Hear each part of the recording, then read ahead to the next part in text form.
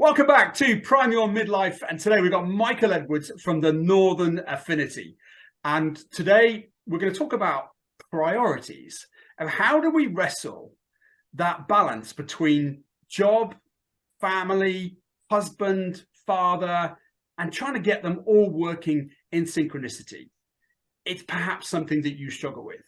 And I'm not saying he's perfect, but he's been through a few lessons to understand how time focused on the right things can serve you. Michael Edwards, welcome to the show today. How are you, sir?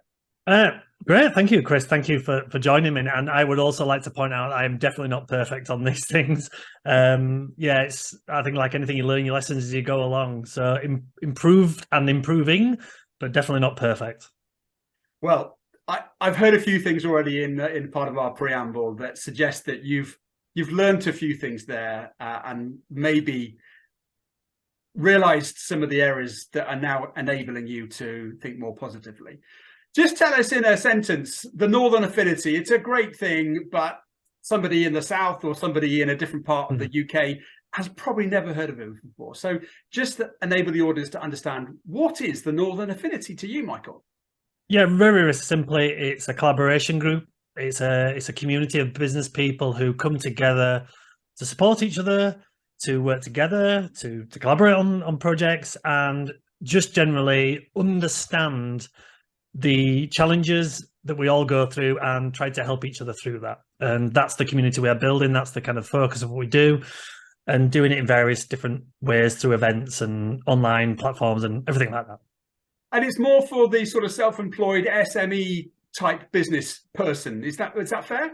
Yeah, I mean, predominantly that it would be. We do have people who are in employed roles within the community, but mainly, yeah, absolutely, it's kind of self-employed, and that's I think a lot what we do is aimed at them because they maybe work from home. It's lonely, quite frankly. I'm sure anyone who's small business, whether it's just themselves or just a few people, understand that it can be lonely, and that doesn't necessarily mean physically lonely. You may even still have an office and can be lonely. So having like-minded people who go through the similar or the same experiences of you, it doesn't always solve an issue if you've got something going on in your business, but to hear someone else has either been through it or going through it, it's one of the biggest feedbacks we get is that people talk about, do you know what, it's just nice to hear I'm not the only one where this is happening to or has happened to.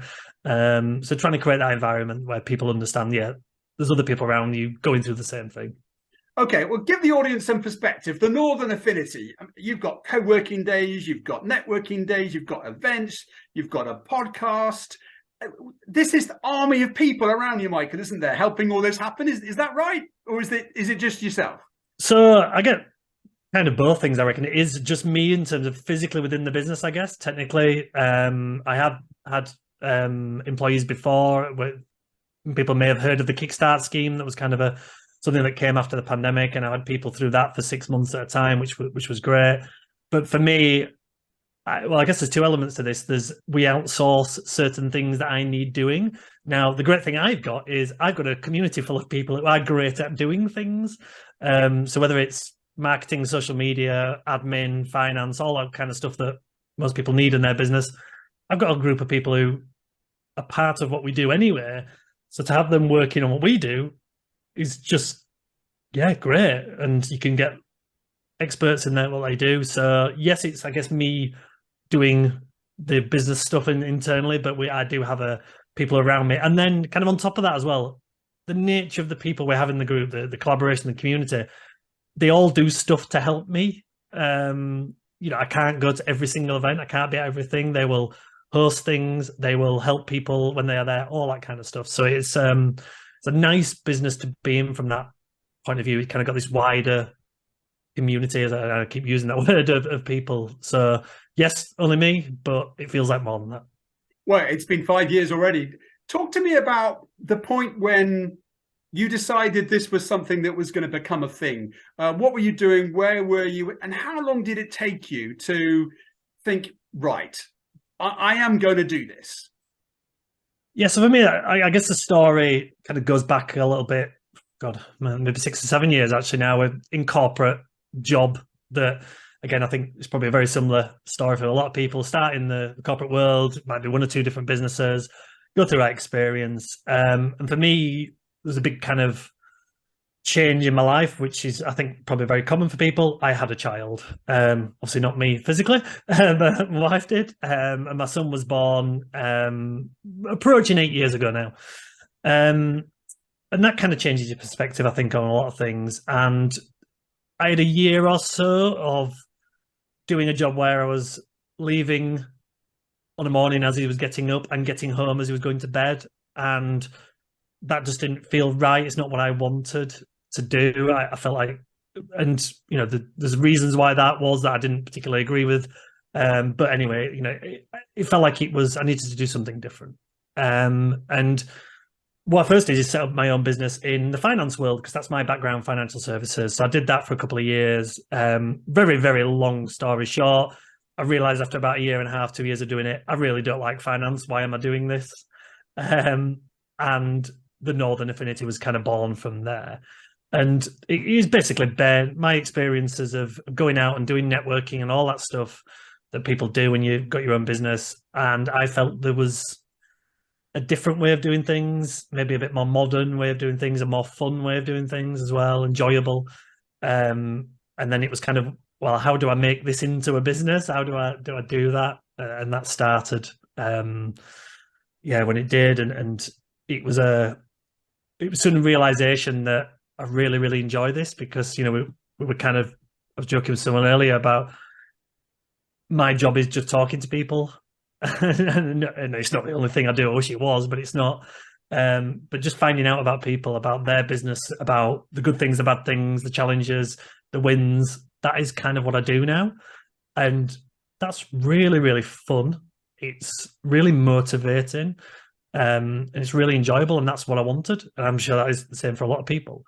So kind of that journey to come from that, was sparked really by that, having a child and wanting to have more opportunity to see him. And so again, I jumped ahead, but at first when I started it was obviously, as most people do, it's a slow build up to business. So I was spending several days a week looking after my son before he started school, and he was doing nursery 2 or 3 days a week, and he'd been with me 2 or 3 days a week. And I feel very privileged that I got to have that time. And when I first started up, it was very much, if all I do is run a business long enough that I can do this with him until he starts school, and I see that as a success.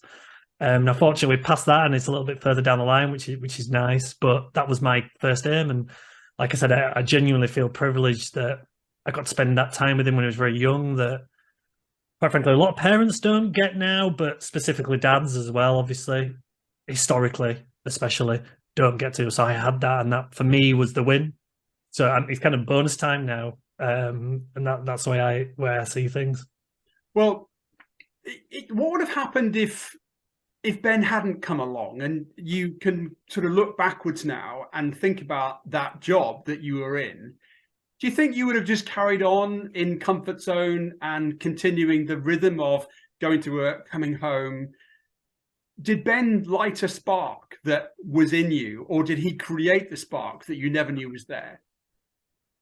It's a good question. I don't know for definite. My gut feeling is I would have done something eventually. I've gone on my own thing. So I come from my dad run his own business from the age of, I think he was about 15 when he started it, until he retired into his early 60s. So I was around that, as you can imagine, when I was a teenager and things like going to work for the business. So I've kind of been around the world of self-employment pretty much all my life, actually. So there's probably that was bubbling away. Also very fortunate to have a wife whose attitude to things is just do it, and which is kind of opposite to my natural instinct of overthink things for the rest of time. So if I float, I'm thinking about doing this, her attitude is very much, well, go for it then. What are you waiting for? And I think a lot of people probably need that sometimes. I know I definitely did it. So for me, yes, while maybe Ben coming along was the catalyst for it, the reality is probably Gemma had a bigger influence on that, because if I'd have said it and she'd have gone, okay, well, think about it, and wasn't as almost forceful, maybe I wouldn't have done. So I think I needed that And then again, couple it with my experience of kind of family life, of self-employed world, probably give you the belief that you can do it. And Gemma, she also runs her own business. So were you self-employed before Gemma, or was Gemma self-employed before you took that leap? Yeah, so I went first, not doing the Northern Affinity, I was doing the finance stuff, but her business has been going longer than Northern Affinity, but so I went into it first. So kind of we timed it with at the end of her maternity leave. Ben was just over a year old from memory. So she wanted to go back into try to go back into the corporate job she had previously to that. Soon, realized that wasn't what she wanted to do, but kind of wanted to give it a go. And that was kind of going back to what I mentioned earlier about me taking time I had a bit of leeway to build a business a few days a week while doing the childcare the other days, and that's why we did it. So I went first with the whole self-employment thing, but kind of the current business she went a little bit before me and pivoted to what I do now. Well, it's a fascinating journey you're both almost on at the same time, and a lot of people talk about this self-employment, this halcyon vision of having your own time and being the master of your own destiny, and yet both of you are both starting out, which involves an awful lot of work, time, commitment. Were there times that you kind of went, no, I'm busier than you, no, I'm busier than you, and my needs are greater than yours? How did you wrestle that demand of business and parenting and also relationship all at the same time? Yeah, I would be honest, with great difficulty. It's not easy. But that point of it, I think we kind of expected. I'm not saying it was easy, but I think when you expect it, it's not easy. But I think you can kind of understand that it's going to be a thing. I think the biggest challenge we found was we had no structure to our life all of a sudden, because this was preschool days for Ben, so that wasn't a thing. We both had this. You've gone from being in a stereotypical 9-to-5 role, whereas and obviously at the start of it, when Gemma was in that, we kind of run our lives around that. We knew who did the nursery runs, we knew who did what if the scenarios happened based on, at the time, her schedule, because she was an employed role, and you kind of have to do what you have to do. And the biggest challenge then was when we both had that situation, and like you quite right to point out, you have to, it's give and take, whether it's, obviously there's childcare stuff, there's other stuff in life, there's keeping up with the house, who's going to the supermarket shop, all those kind of stuff, mundane things that we all have to do. And balancing that off is really, really difficult, and having a structure to your life. One of the great things about self-employment is not having where you have to be somewhere 9-5, but it's also, weirdly enough, also one of the biggest challenges we found as well, struggling with that balance of when we do what, and we didn't get it right always to start with, but I think that's like everything. When you do it, you don't get everything right to start with, do you? So wrestling with that was probably the biggest challenge, actually. Okay, describe some moments for me when you talk to me about, you haven't got it perfect yet. Tell me about some times when you had this wake-up call that the business was demanding more of you than you wanted, and actually the perspective you wanted when you stopped being corporate and moved into self-employment, when the mirror looking back at you said, actually, Michael, you're no longer living the expectation that you wanted to create. Yeah, and I think that took a little while for it to kind of happen. I think there was a nice balance to start with.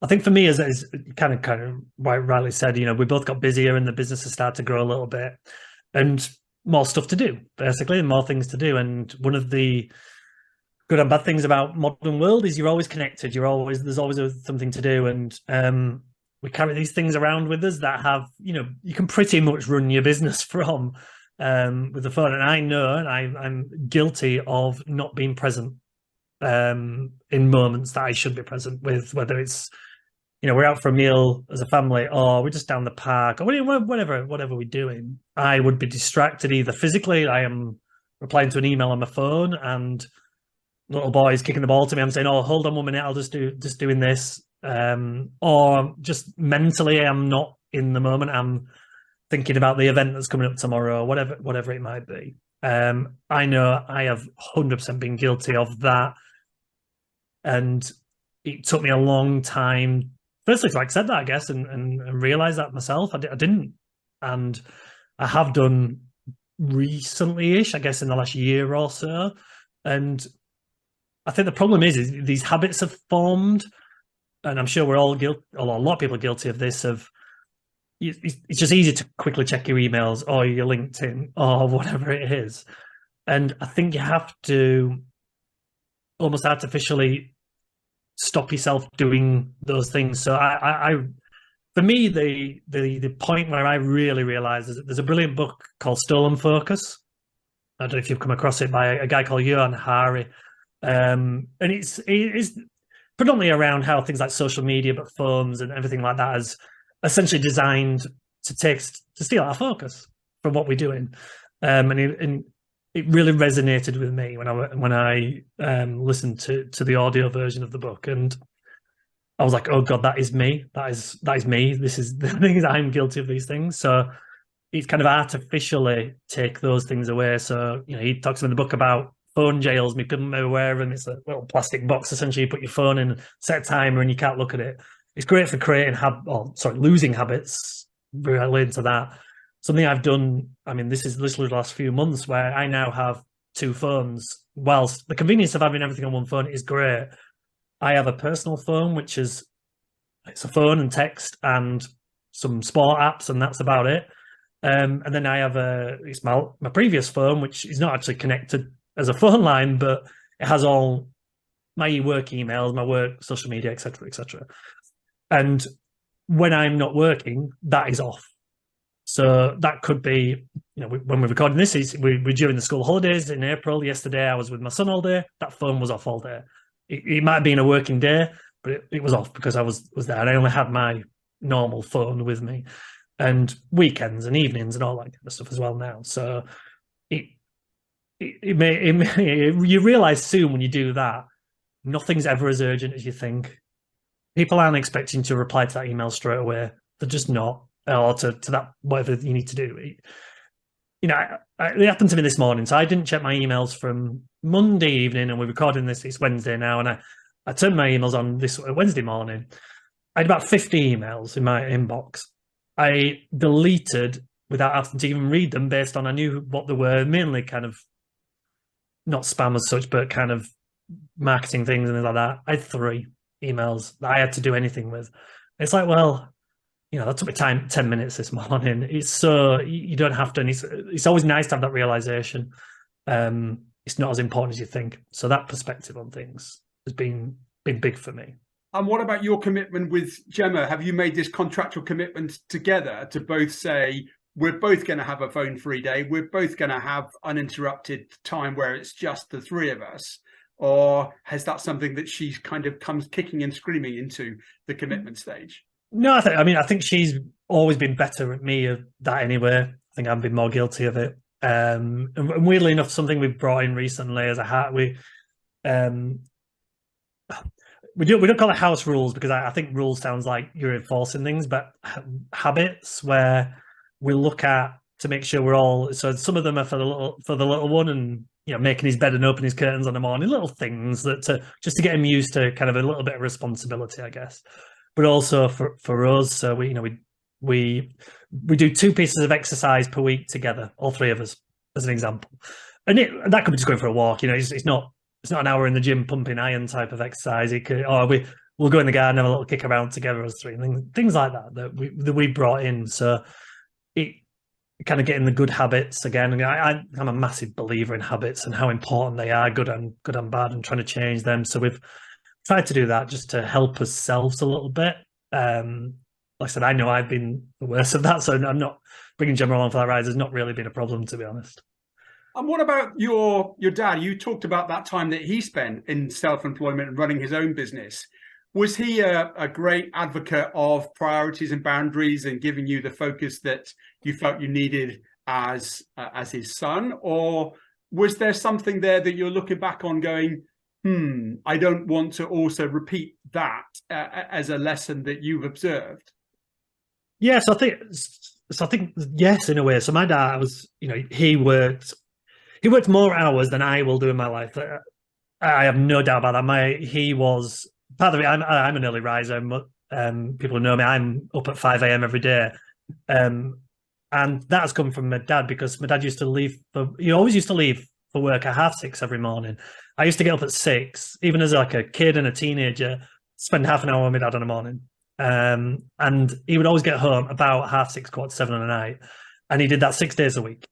Even like, because they were in retail, so around Christmas time it was 7 days a week, so for the whole of December. So I didn't see my dad as much as maybe some others did, but I was lucky, because things like on a weekend I wouldn't have worked. If it was a Saturday, I'd go work with him on the business. So it's not that I didn't see him, to be fair. It wasn't the number of time, it was that I saw how hard he worked. And one thing with dad, and I'm like this actually, it's come from him. When I'm at home, I don't want to talk or think about work. When I've done, should I say, obviously working from home right now as an example, but when I'm on an evening or a weekend, like work, he never met. I don't remember him ever. I'm sure he talked to my mum about it when we went there. I'm sure he did, but I don't remember him ever mentioning anything that was going on at work in front of us ever. I think the main reason was it wasn't for us; it was for him. When he was at work, it was very time consuming, hard work, stressful stuff. He just wanted to forget it was a thing, really. And I am very much like that. And I'm very lucky with, like, my dad's always he's one of them people who kind of leaves you to it. If you want to come and ask him something advice, we'll do it, obviously, but he will leave me to it. He's always been like that with it, both me and my sister, with everything we've done in our lives. Never any pressure, never any kind of force into anything. He's a big believer in making your own mistakes and learning from them. And I think that stood in good stead, actually. Well, he sounds like that habit of keeping work from the home is a very good one. My father was the same, but he was in GCHQ, so he could not talk about it when he got home. But sometimes we talked about personalities, but it was very much a case of it just doesn't come into the house. Yeah. Because I always felt like when I did, not so much when I was younger, but so things like when I was at maybe college, to earn a bit of money on the holidays or on the weekend, I'd go and work in the warehouse they had and things like that, and so a bit of extra money basically as you do. I saw very different my dad when I was there, when I was a bit older. Obviously, he didn't really show it around me when I was younger, but I saw him in work mode. It was a bit of a surprise at first, actually, because I think he almost had to be a different person, and I think he probably liked that in a way, because they could then just completely switch off from it at weekends. So it was quite an interesting insight, actually. Well, you've just gone through a pretty big milestone, and I'll let the viewers and listeners decide what that milestone number is. But you are kind of approaching what we would consider to be a midlife period, based on the fact that we seem to have this number of 100. Everybody seems to think that we're going to live to 100, but actually it's more probably going to be like 80. I hate to ask the question what you're going to be doing in 10 years, but as you look forward now and also look backwards, are you having a sense of bigger perspective about the next steps and the next year, and also Ben going through the sort of formative years and going into his teenage? What does that look like facing into sort of the next 10 years of midlife and the next milestone that's coming up for you? Yeah, so I'm happy to have just relatively recently turned 40, and can you believe that? Come on, anybody who's watching, I'm not gonna. He's looking good, ladies and gentlemen. Well, I've had a shave and a haircut today, so that's probably why. Yeah, and I've got the filter on Zoom. Zoom's great for the filters. But yeah, I forgot the question then. The question is sort of looking forward to the next 10 years, which is traditionally the midlife period. What are the perspectives that you're thinking that are coming up now that's making you just quizzically pensive about that? So I think for me, actually, I think one of the things that as I get older, and not particularly when I turn 40, but just kind of the last few years, is kind of less of a worry about that stuff, what's coming up, and almost taking it very much living in the moment, as I've touched on a few times, and taking it day by day. And I'm not fazed by turning 40. It was fine. It's just another day, isn't it, really, if we're being honest? And for me, that's okay. And so I don't really look too much for. I think for me, one of the things I'm looking forward to is slowing down. And that doesn't mean necessarily not doing what I'm doing now, but I think most anyone who's listening to that, watching this, who's had children, in those first few years, it is very intense, because you have to literally hold their hand along to everything, don't you? And I know, he's touching on 8 now, and he's starting to become a little bit more independent. And whilst there's different challenges, I'm sure there will be teenage years and all that kind of stuff. There is less. I think there's a bit, I'm feeling less intensity. It's definitely like that over the last couple of years, because you don't, you're not watching the head as they're walking around the house, so they don't bump them. That you go through all that experience. So for me, that kind of relaxing and enjoying the next few years is kind of big for me. And when I'm thinking about the business, I guess as well, that's another thing. Yes, I want to grow it and I want to do certain things with the Northern Affinity, but one of my big things is when I'm thinking of my strategy and planning, how can I enjoy doing this more? I enjoy it now, but how can I enjoy it more? So how can I do less of the stuff I don't enjoy, and how can I do more of the stuff I do enjoy? And I think that's the perspective I've kind of gained a lot over the last few years, how important that is. Because I think the other stuff, the financial rewards and everything like that, will more likely to come if those things come. And I think you learn those things as you go along, don't you? And you don't get too worried about 5-10 years in the future. If I'm sat on a yacht in the Caribbean sipping cocktails, I'll be happy with that. If I'm doing what I'm doing now, I'll be happy with that as well. Well, you do come across as somebody that seems to have some priorities well centered, and also there's a great sense of calmness about you. But you must have some bad days. You must have some things that trigger you. What makes you angry, Michael? Oh, angry. When the football doesn't go as I hope it does, which so I'm a season ticket holder at Liverpool. So again, we're recording this in April 2023. This year has not been, after, to be fair, I said this year hasn't been good, but this year has actually been very akin to most of my adult life and what I've experienced. So it's just the last few years which have been amazing. So again, perspective on it all, I'm probably less angry about all that than maybe some others are.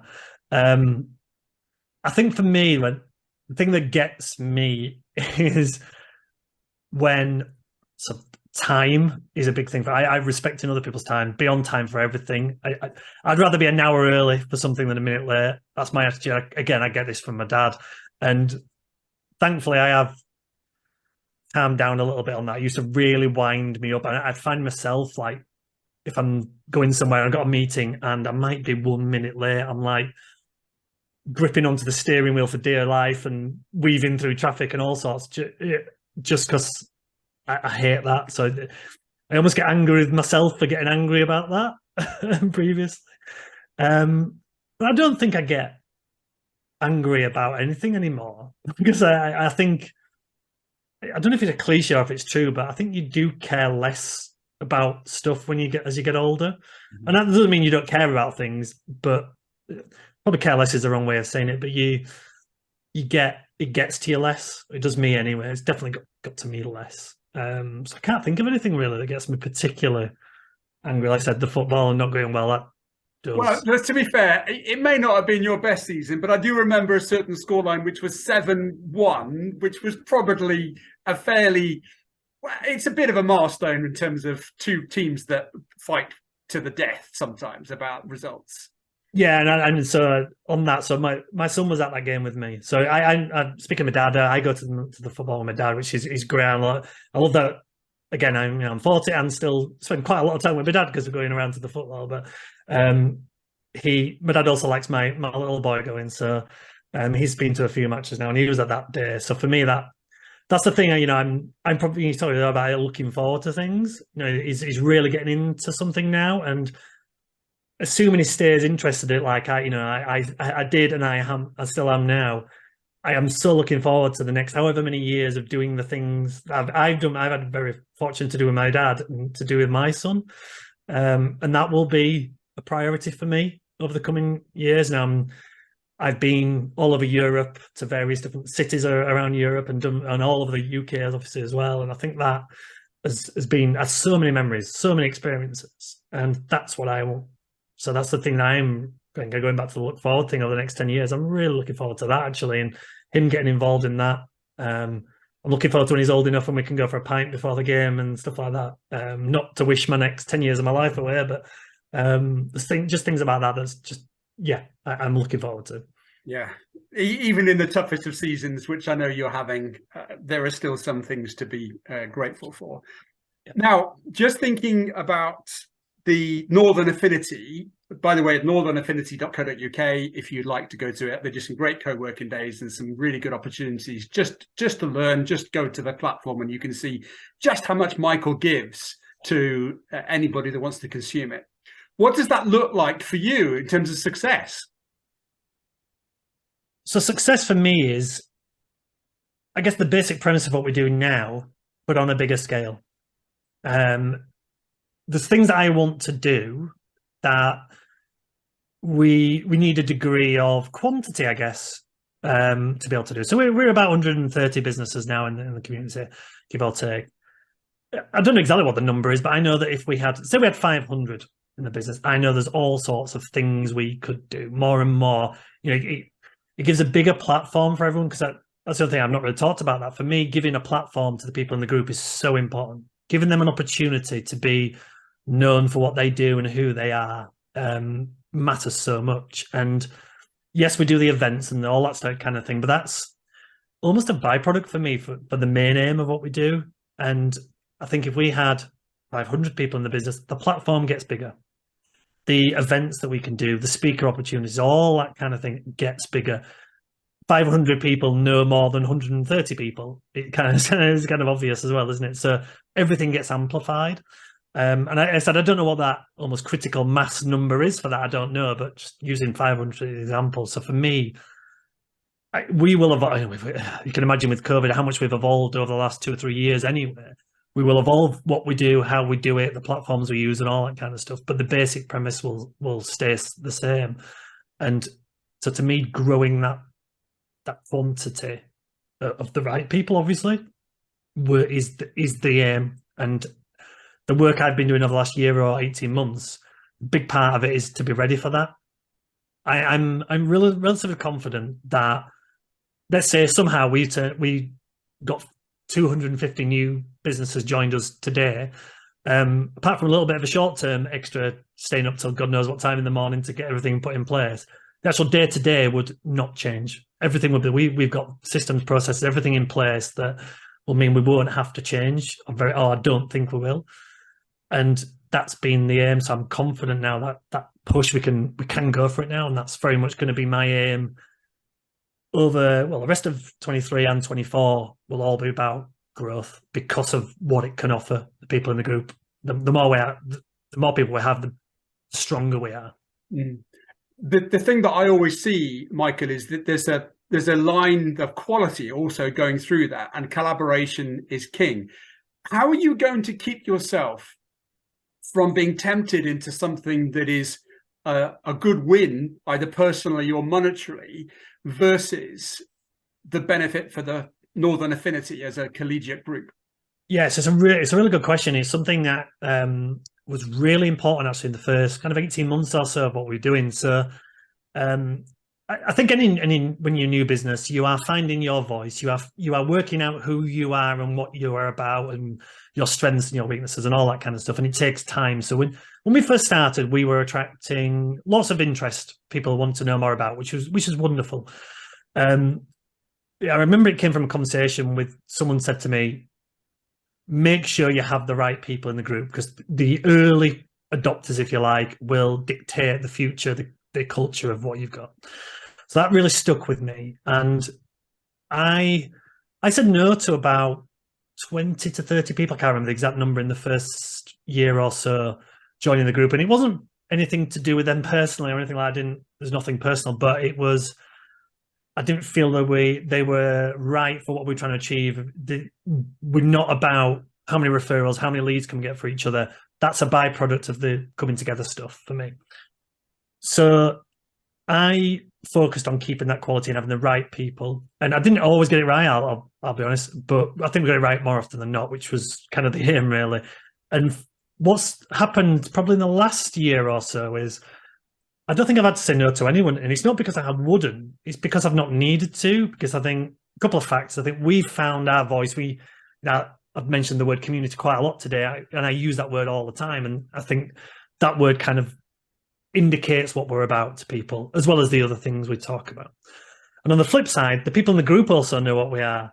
And most of the people who join us come from people recommending that are already in. So they recommend the right people. So I'm confident that on the whole, we will keep the right people into it.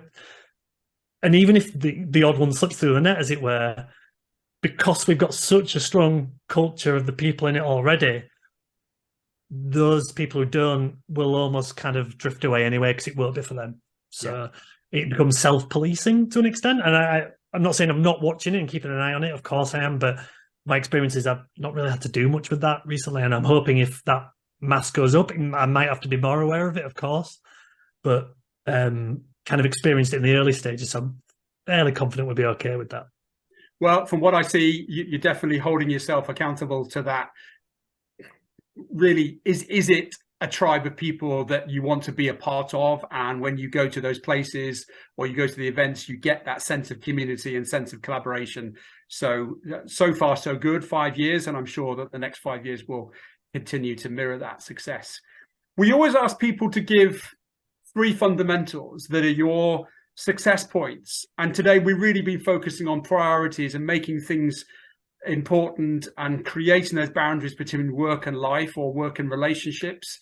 What would be 3 points that you'd like the audience to listen and take away from, apart from turning up on time? Because anybody that goes to any of Michael's events, I think you need to know that you need to be there on time. I am more relaxed about that, joking aside now. Again, it's something I have to, when I'm in a business that deals with people, things happen. So yeah, again, in other words, things I've got older, probably mellowed a little bit. Yeah.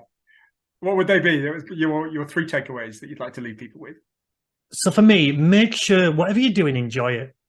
It's so important. And I know you're not going to enjoy everything you do, whether it's life or that, that goes without saying. But generally speaking, enjoy yourself. And the reason I say this is because I wasn't thinking like that for a long time. I didn't think about that as an important thing, about succeeding, and that's fine. But enjoy what you're doing, to me, is so important. Another thing for me, which I know the reason I'm saying this is because naturally this doesn't fit nicely with me, but I know how important it is. Be okay with making mistakes. Be okay with getting things wrong. Be okay to be seen to get things wrong as well. I feel I'm almost nervous saying that because I feel like it doesn't naturally come. I hate not being right at everything, and I just feel like I'm one of those people, and I know it's not great to be like that. And again, that's something I've got much better at. Is it's okay to make a mistake. It's all right to get it wrong. Doesn't matter, because if you don't think like that, you'll never try anything, and you'll never find the things that do work. So don't be afraid to do that. And then for me, thirdly, is whatever you're doing, commit to it and do it. And this kind of goes back to the boundaries thing. If you're playing in the park with your child, play in the park with your child. If you're doing a podcast, do your podcast. If you're training to run a marathon, do that to the best of your ability, whatever it is. And obviously we all do a combination of things all life, but do it to the best of your ability and focus on that thing when you are doing that thing, one thing at a time. And I think it's probably, again, anybody who's a parent, it's one of the things that you see a lot with kids. They're all over the place. And I think it almost highlights that we are like that, but we maybe don't do it quite as obviously as kids do it. I've seen that, and it's like, focus one thing at a time. If you're doing that, whatever it is, do it to your best of your ability. Well, I want to appreciate you for doing exactly just that, of giving me your time and also leaning into it with a real sense of authenticity. So enjoy what you do. Be prepared to make some mistakes and learn from the mistakes, because fail often, fail quickly is the adage. And whatever you're doing, going back to what Gemma told you to do, just do it. Yeah, absolutely. Again, yeah, I think these things are because I am kind of very much a personal point because I know that naturally they don't come to me.